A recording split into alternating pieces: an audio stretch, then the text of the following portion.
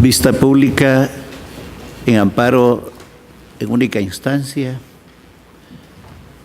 número 158-2016, formado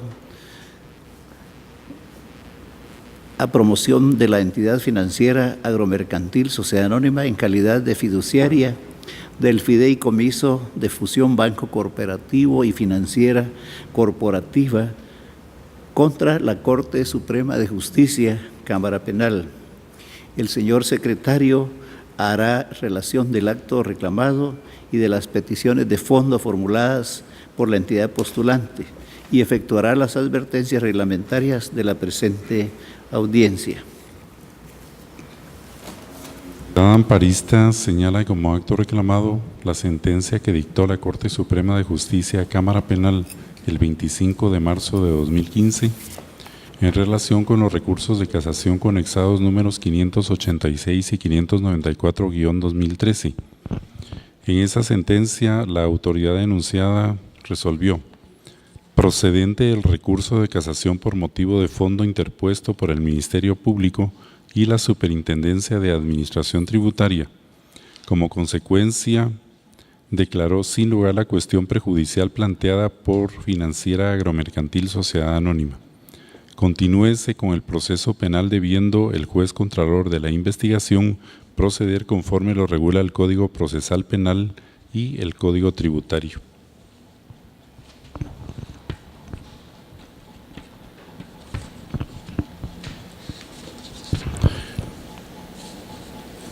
Con base en los argumentos de hecho y de derecho que quedaron contenidos en el escrito inicial de la acción, la entidad que la promovió solicita que la Corte de Constitucionalidad oportunamente dicte la sentencia que en derecho corresponde y en la que se hagan las siguientes declaraciones. A. Con lugar la acción constitucional de amparo promovida por la entidad financiera agromercantil Sociedad Anónima en su calidad de fiduciario del Fideicomiso de Fusión Banco Corporativo y Financiera Corporativa, y B. Para que se restaure el imperio de los derechos que le garantiza la Constitución Política de la República de Guatemala a mi representada, se disponga: B1. Dejar sin efecto y valor legal alguno la resolución de fecha 25 de marzo de 2015, dictada por la Corte Suprema de Justicia, Cámara Penal, dentro de los expedientes conexados identificados en ese tribunal bajo los números 586 y 594-2013, y en consecuencia se ordene a la autoridad impugnada que dicte nueva resolución en respeto de las garantías y derechos constitucionales denunciados. C. Se condene en costas y gastos procesales a la autoridad recurrida. De conformidad con lo que establece el artículo 67 del Acuerdo 1-2013 de la Corte de Constitucionalidad, quien haga uso de la palabra en esta audiencia deberá dirigirse directamente al tribunal, expresar sus alegaciones en forma oral conforme al objeto de la vista pública previsto en el artículo 61 del citado acuerdo y no dar lectura a ningún documento salvo que para ello cuente con autorización previa del señor presidente. Deberá concretarse el asunto planteado, ser breve, conciso y preciso en su exposición. El artículo 66 del acuerdo mencionado prescribe que para la exposición de las alegaciones cada una de las partes intervinientes cuenta con un tiempo máximo de 15 minutos. Es todo, señor presidente. Muchas gracias, señor secretario. Pueden hacer uso de la palabra en el siguiente orden: solicitante del amparo, requirente de la vista pública, Financiera Agrícola Sociedad Anónima en calidad de fiduciaria del Fideicomiso de Función del Banco Corporativo y Financiera Corporativa por medio de su mandatario especial judicial con representación, Sara María Estrada Artola, quien actúa con el auxilio del abogado Elías José Arriaza Sáez. Antes de dejarle en uso de la palabra, como una exhortación, pedimos a las partes que en lo sucesivo hagan su acreditación, su apersonamiento con la debida anticipación para evitar cualquier estorbo en la continuidad de las respectivas vistas. Por una cuestión garantista, la realizamos el día de hoy pero rogamos que en lo posterior se sirvan, por favor, tomar nota de esta exhortación y ruego. Dejamos en el uso de la palabra al señor abogado don Elías José Arriaza Sáenz. Buenos días, señores magistrados, distinguidos colegas, personas que se encuentran en esta sala de vistas. Previo a iniciar mi participación, solicito la autorización del presidente de la Corte para leer de forma concreta y puntual algunos pasajes de resoluciones judiciales que están relacionadas con el amparo. Tomando en cuenta que está en el uso de su tiempo y, como decía, de forma puntual y concreta, adelante. Gracias. Cuando un tribunal revoca su propia sentencia, viola la Constitución. Cuando una persona está siendo sujeta a una persecución penal de forma ilegítima, se le vulneran sus derechos constitucionales. Cuando el Tribunal de Casación no razona adecuadamente su fallo, señalando cuáles fueron las infracciones en las que incurrió la Sala de la Corte de Apelaciones, viola la ley. Señores magistrados, en el año 2010, la Superintendencia de Administración Tributaria, en adelante SAT, solicitó información y documentación al Fideicomiso de Fusión Banco Corporativo y Financiera Corporativa. Esta información fue proporcionada por Financiera Agromercantil como fiduciaria del fideicomiso y postulante dentro de este amparo, a excepción de los documentos y información que no tenía en su poder ni tenía la obligación de hacerlo por no estar relacionada con los actos y funciones del fideicomiso. La SAT procedió a requerir esta información y documentación a la Superintendencia de Bancos, la cual le indicó que la misma debe ser requerida judicialmente por tratarse de información reservada. Como podrán apreciar, hasta este momento la SAT se encontraba realizando una típica fiscalización tributaria para establecer la existencia o no de la obligación del pago de un impuesto, con la única particularidad de que parte de la información y documentación que estimó necesarias para completar esa fiscalización la debía de requerir a la Superintendencia de Bancos. Sin embargo, la SAT, en lugar de proceder de esta forma, lo que hizo fue presentar una denuncia penal en contra de mi patrocinada Financiera Agromercantil, señalando que luego de haber revisado sus libros contables estableció que no se había retenido ni pagado el impuesto sobre la renta relacionado con la venta de unas acciones. Como puede apreciarse, la SAT pretende trasladar al ámbito penal una fiscalización que solo a ella le compete realizar y la posible controversia sobre el pago de un impuesto que donde debe ser dirimido es en el fuero administrativo, más no en el penal. De esa cuenta, Financiera Agromercantil presentó dentro del proceso penal una cuestión prejudicial, la cual fue declarada con lugar por la Sala Segunda de la Corte de Apelaciones del ramo penal, entidad, órgano jurisdiccional que razonó su decisión señalando lo siguiente: por ahora no existen indicios racionales suficientes de la posible comisión de hechos que revistan la característica de ilícitos que puedan encuadrar en los elementos del tipo penal.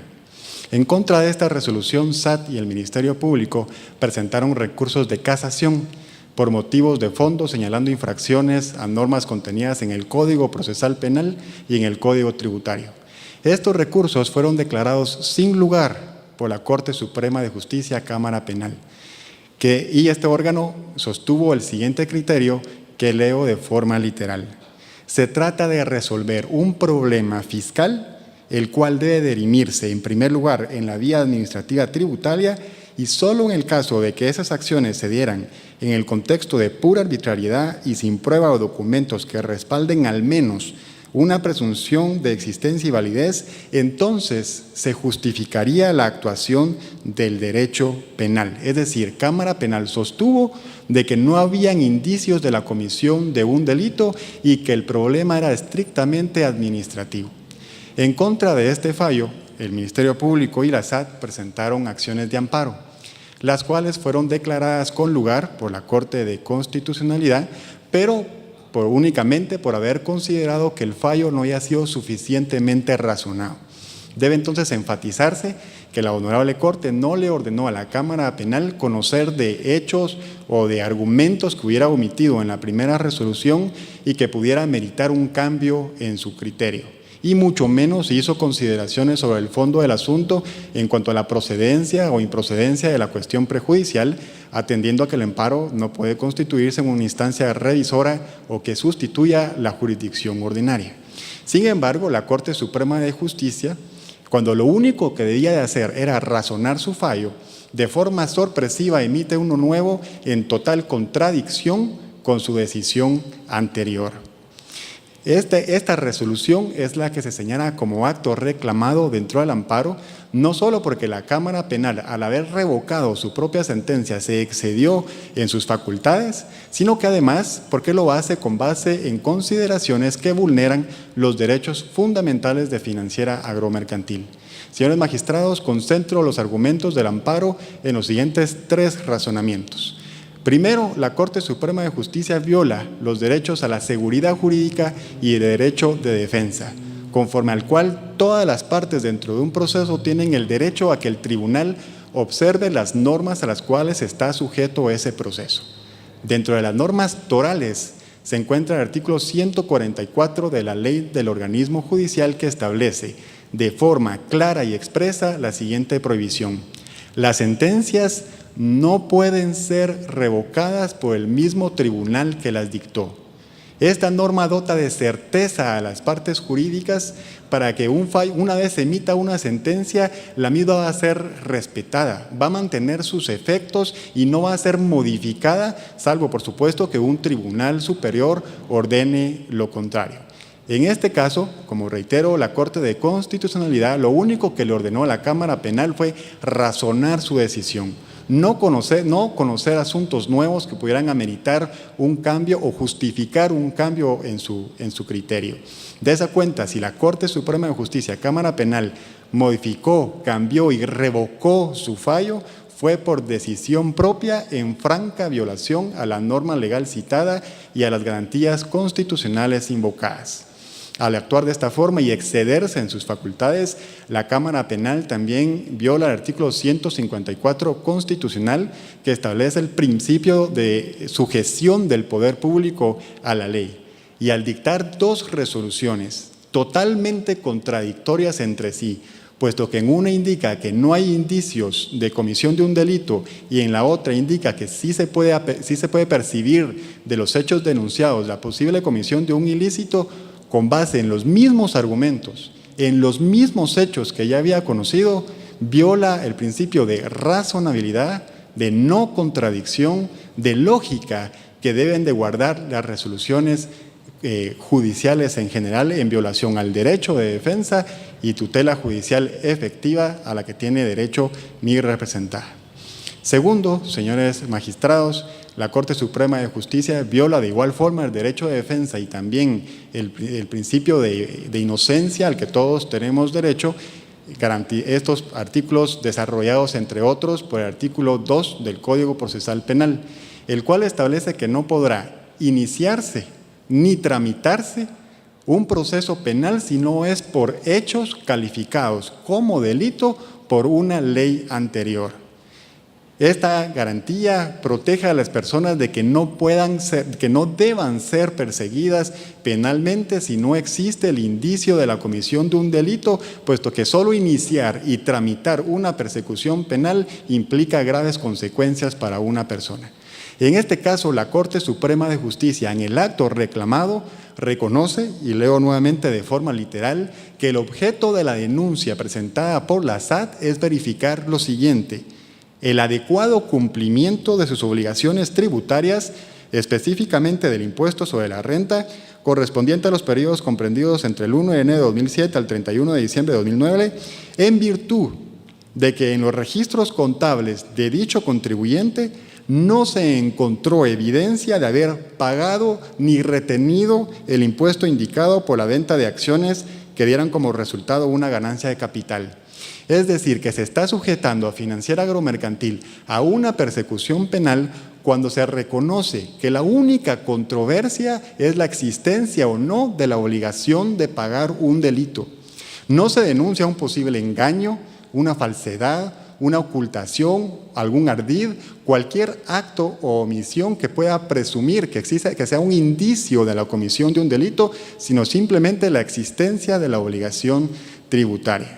La Cámara Penal, al permitir que la SAT proceda de esta forma, a su vez permite que instrumentalice el proceso penal para llevar a cabo una fiscalización que solo a ella le compete, para que se conozca de una controversia que donde debe ser conocida es en el fuero administrativo, no en el penal. Permite que la SAT cobre de forma coercitiva e intimidante un impuesto al poner en amenaza la libertad de los representantes de financiera agromercantil, utilizando para ello el proceso penal. Señores magistrados, de considerarse como legítimo este actuar por parte de la SAT, a su vez estaría reconociendo que cualquier fiscalización tributaria, que cualquier controversia sobre el pago de un impuesto sea sometido a un proceso penal.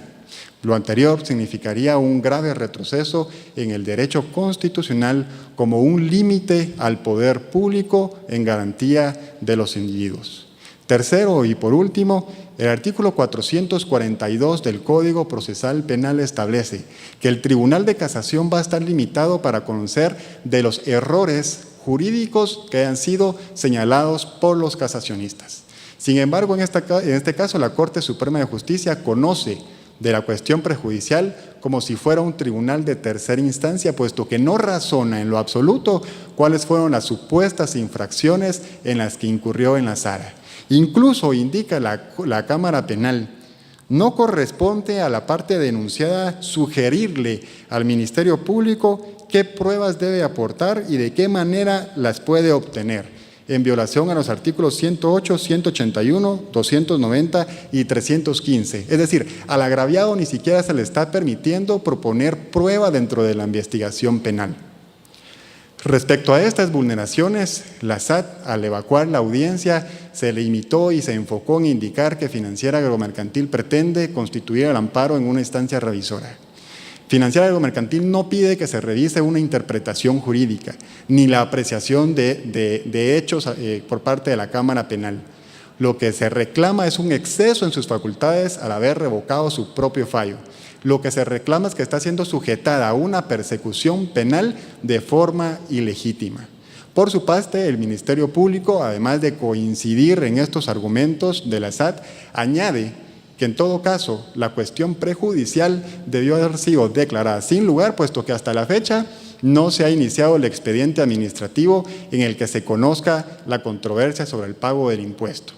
Este argumento, a su vez… Minutos. Gracias, señor presidente. Este argumento, a su vez, es inválido, puesto que la cuestión prejudicial debe ser declarada tanto cuando ya existe este expediente como cuando debe promoverse previo a conocer de la persecución, a proseguir con la persecución penal.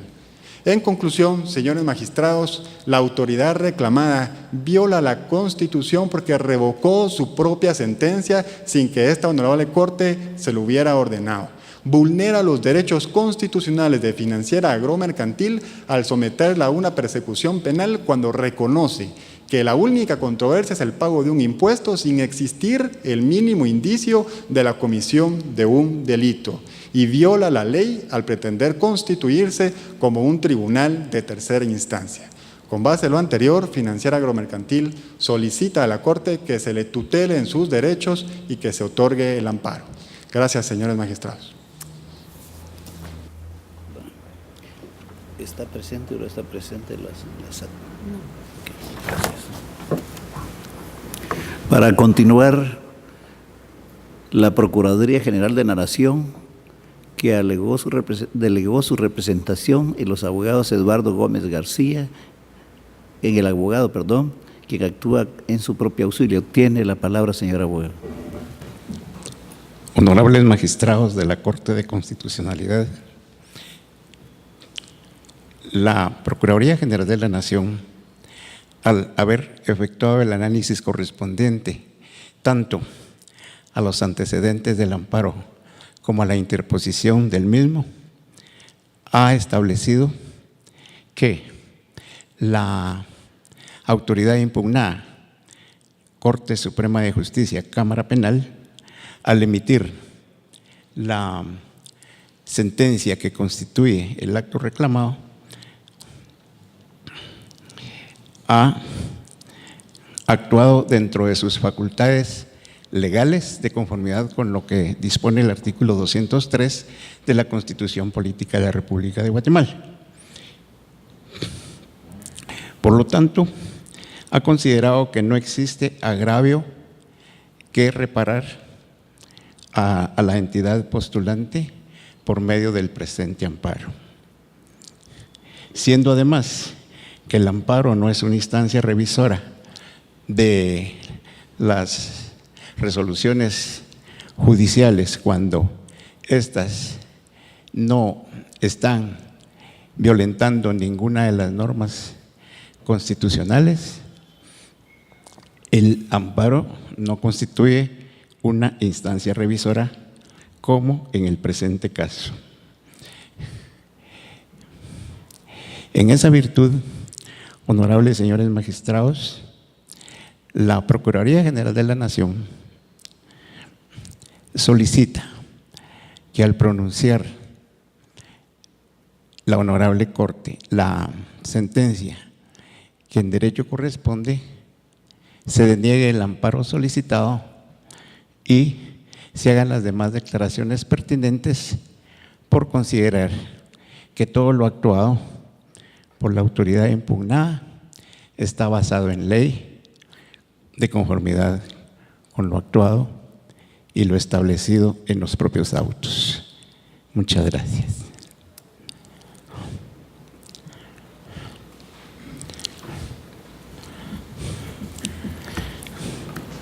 Para continuar, el Ministerio Público, la Fiscalía de Asuntos Constitucionales, Amparos y Exhibición Personal, por medio del señor agente fiscal, abogado don Luis Antonio Gordillo Bosque, quien actúa con su propio auxilio, tiene el uso de la palabra. Señor presidente y honorables magistrados de la Corte de Constitucionalidad, señor secretario, colega que me acompaña, público en general, tengan todos ustedes muy buenos días. La Fiscalía de Asuntos Constitucionales, Amparos y Exhibición Personal del Ministerio Público considera que para que una resolución sea considerada que causa agravio, debe ser dictada de cierta forma, en el sentido que al ser dictada la resolución inobserve, transgreda una garantía constitucional.